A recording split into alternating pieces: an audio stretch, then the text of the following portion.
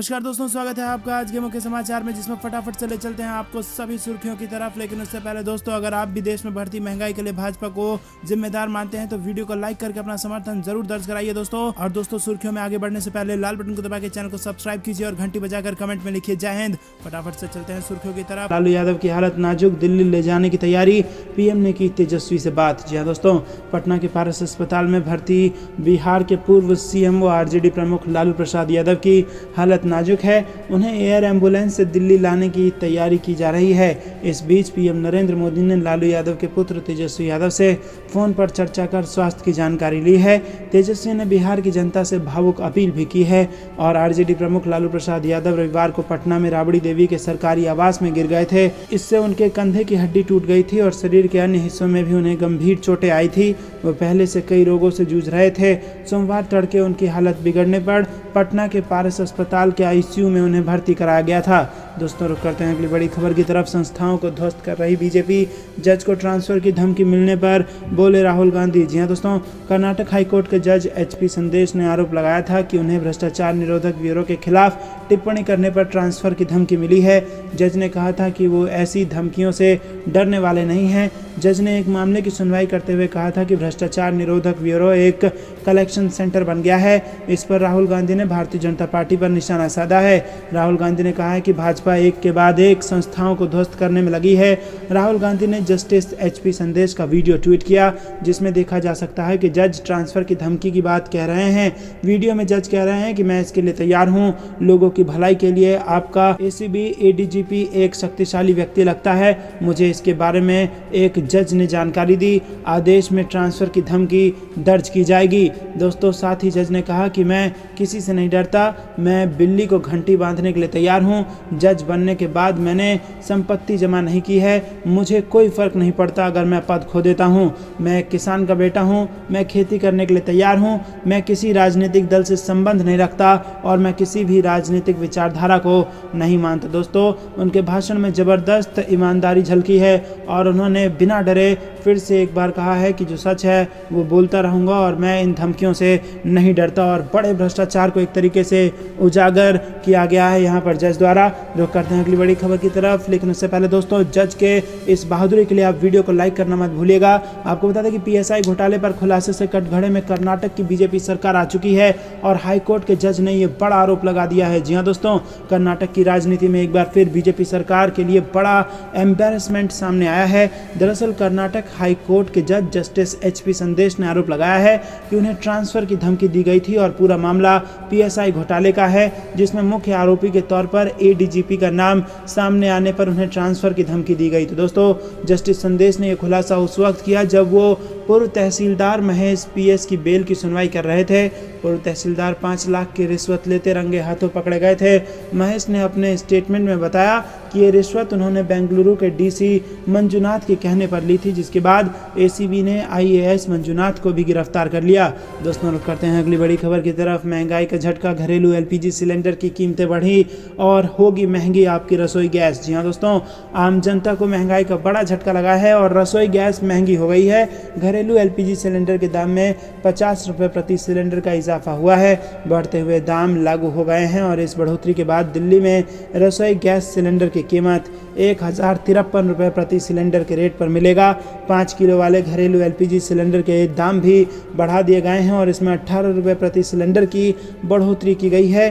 और वहीं 19 किलो वाले कमर्शियल सिलेंडर के दाम 8.5 रुपये की कटौती उसमें की गई है। तो दोस्तों, महंगाई की ज़बरदस्त मार है और 1000 रुपये भी पार कर चुकी है सिलेंडर, लेकिन फिर भी उसकी कीमतें बढ़ना जारी है और वो रुकने का नाम नहीं ले रही है। दोस्तों, आपको क्या कुछ लगता है? कमेंट में अपनी प्रतिक्रिया हम तक जरूर पहुंचाएं। रुक करते हैं अगली बड़ी खबर की तरफ। सरकार और विपक्ष के बीच टकराव के आसार, नुपुर शर्मा का बयान बनेगा मुद्दा, गूंजेंगे 35 सांसदों के सवाल। जी हां दोस्तों, संसद के 18 जुलाई से शुरू हो रहे मानसून सत्र में सरकार और विपक्ष के बीच नुपुर शर्मा प्रकरण पर टकराव की जमीन तैयार हो गई है। बीते सोमवार तक अकेले लोकसभा में सरकार और विपक्ष के 35 सांसदों ने नुपुर शर्मा की पैगंबर मोहम्मद के खिलाफ की गई टिप्पणी और उससे उपजे विवाद के संदर्भ में गृह मंत्रालय से संबंधित सवाल लगाए हैं। इनके अलावा नुपुर की याचिका पर सुनवाई के दौरान सुप्रीम कोर्ट को 2 सदस्यीय पीठ की टिप्पणी पर भी कुछ सदस्यों ने कानून मंत्रालय से संबंधित सवाल लगाए हैं। सूत्रों के मुताबिक AIMIM मुखिया असदुद्दीन ओवैसी ने नुपुर की टिप्पणी के बाद सुप्रीम कोर्ट की टिप्पणियों के बावजूद उनकी गिरफ्तारी न होने के संदर्भ में सवाल पूछे हैं। सत्ता पक्ष के सांसदों ने इस टिप्पणी के समर्थन में सोशल मीडिया में किए गए पोस्ट के बाद राजस्थान और महाराष्ट्र में हुई एक व्यक्ति की हत्या के संदर्भ में सवाल पूछा है। सोमवार तक लोकसभा में सांसदों की ओर से करीब 950 सवाल लगाए गए हैं। रुख करते हैं अगली बड़ी खबर की तरफ। बंगाल में बीजेपी को लगेगा एक और झटका।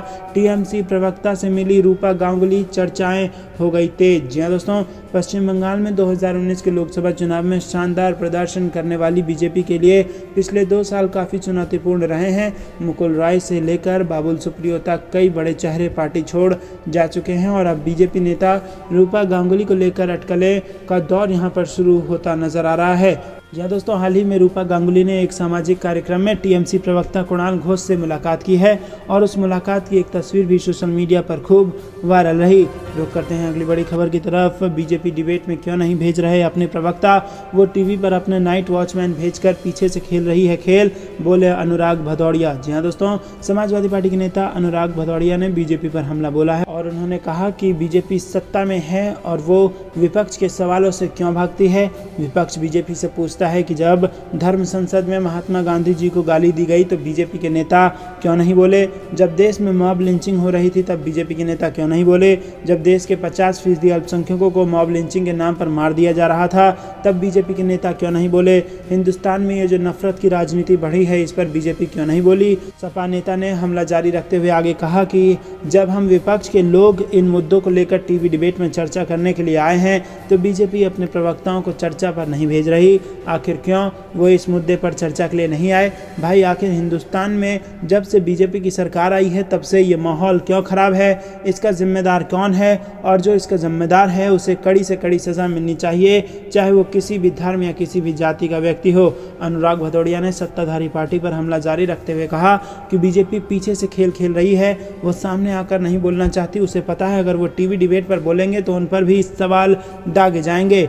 वो इन सवालों से बचने के लिए समाज के अंदर एक ऐसा माहौल पैदा करना चाहती है कि हम तो टीवी पर कुछ बोलते ही नहीं, इसीलिए हम जिम्मेदार नहीं, हम तो अपने नुमाइंदे जो नाइट वॉचमैन हैं उनको भेज देते हैं और पीछे हम बैठे रहते हैं और हम तो कुछ नहीं कर रहे हैं। तो दोस्तों, यहाँ पर ज़बरदस्त हमला किया है अनुराग भदौड़िया ने भाजपा के प्रवक्ताओं पर और भाजपा पर। रुख करते हैं अगली बड़ी खबर की तरफ। TMC का आरोप, अमित शाह की बैठक में मौजूद था आतंकी, न्यायिक जांच की उठाई मांग। जी हाँ दोस्तों, तृणमूल कांग्रेस ने गृह मंत्री अमित शाह की बैठक में एक कश्मीरी आतंकवादी की कथित उपस्थिति की स्वतंत्र न्यायिक जांच की मांग की है। बंगाल की सत्ताधारी पार्टी ने आरोप लगाया है कि ये बैठक जम्मू में हुई थी और इसके अलावा TMC ने राजस्थान के उदयपुर में एक दर्जी कन्हैया लाल की हत्या के मामले में भी न्यायिक जांच की मांग कर दी। ममता बनर्जी सरकार की एक मंत्री शशि पांजा ने प्रेस कॉन्फ्रेंस में आरोप लगाते हुए एक तस्वीर दिखाई और इसमें लश्कर तैयबा का कमांडर तालिब हुसैन शाह कथित तौर पर भारतीय जनता पार्टी के नेताओं के बीच खड़ा दिखाई दे रहा है और इस मीटिंग में केंद्रीय गृह मंत्री अमित शाह के होने की बात कही गई है। मंत्री ने तस्वीर दिखाते हुए कहा कि इस घटना ने आतंकवादियों के साथ भाजपा के संबंधों को उजागर किया है। दोस्तों, कर्नाटक हाईकोर्ट के जज को मिली ट्रांसफर की धमकी, राहुल गांधी बोले डरो मत। गुजरात कांग्रेस का मास्टर प्लान नहीं बनाया जाएगा, PM मोदी को निशाने पर, आम जनताओं के मुद्दों को उठाएं। योगी सरकार के 100 दिन या अंधकार का कार्यकाल, गरीबी, बेरोजगारी और महंगाई, 7वें आसमान पर, मायावती का भाजपा पर तंज। समाजवादी पार्टी के अध्यक्ष अखिलेश यादव ने पार्टी के सदस्यता अभियान की शुरुआत। अखिलेश यादव ने स्वास्थ्य विभाग में हुए तबादलों पर सवाल उठाए, योगी सरकार पर साधा निशाना। उदयपुर हत्याकांड में जांच का दायरा बढ़ाए NIA, राजस्थान कांग्रेस का बड़ा बयान। शिवसेना को मजबूत करने की तैयारी, आदित्य ठाकरे ने पार्टी की अगली कार्रवाई को रखा सीक्रेट। महाराष्ट्र की तरह सिंधिया को MP का CM, शिवराज को उप मुख्यमंत्री बनाना चाहिए था, दिग्विजय सिंह का बयान। भाजपा आम आदमी पार्टी से डरती है, चुनाव नहीं कराना चाहते। सीएम केजरीवाल बोले, जनतंत्र के खिलाफ हम कोर्ट भी जा सकते हैं।